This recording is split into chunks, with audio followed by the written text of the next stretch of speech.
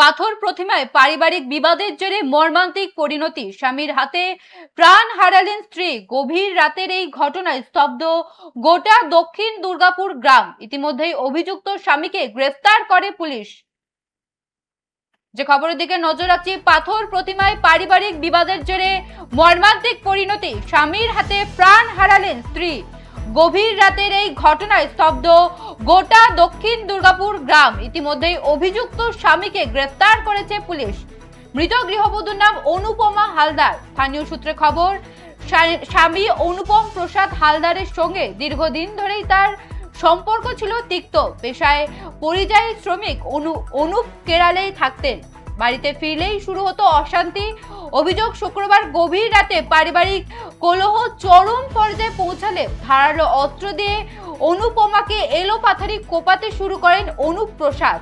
আক্রমণ এতটাই নৃশংস ছিল যে ঘটনাস্থলে মৃত্যু হয় অনুপমার।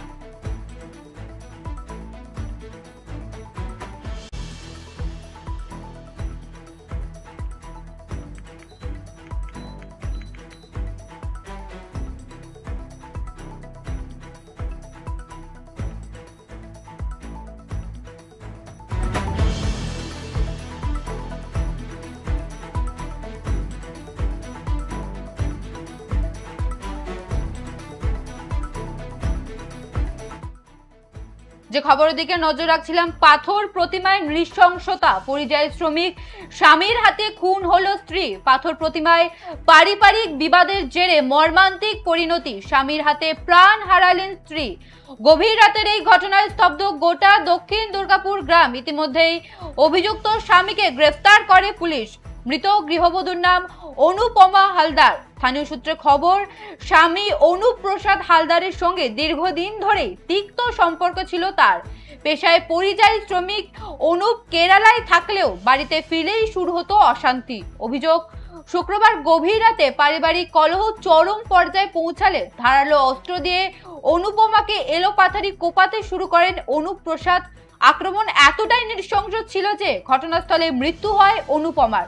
আশ্চর্যের বিষয়, প্রতিবেশীরা টেরও পাননি এই হাড়হিম করা ঘটনার। খবর পেয়ে রাতেই পুলিশ পৌঁছে মৃতদেহ উদ্ধার করে ময়না তদন্তে পাঠায়। গ্রেফতার করা হয় অভিযুক্ত স্বামীকে।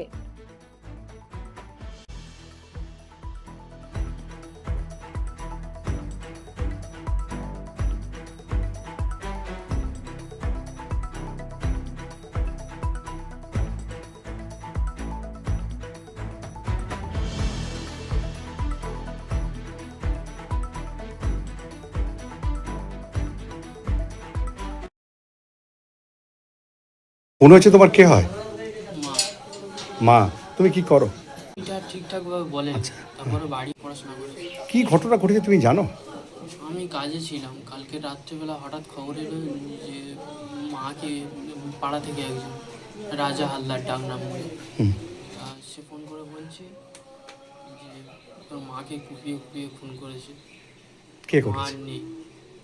কে করেছে বলো? ওইটা ঠিকঠাক ভাবে বলে। আচ্ছা। তারপরে বাড়ি আসতে ওখান থেকে আমি যেখানে কাজ করি ওখানে দাদারা মিলে বাইকে করে ছেড়ে দিয়ে গেল।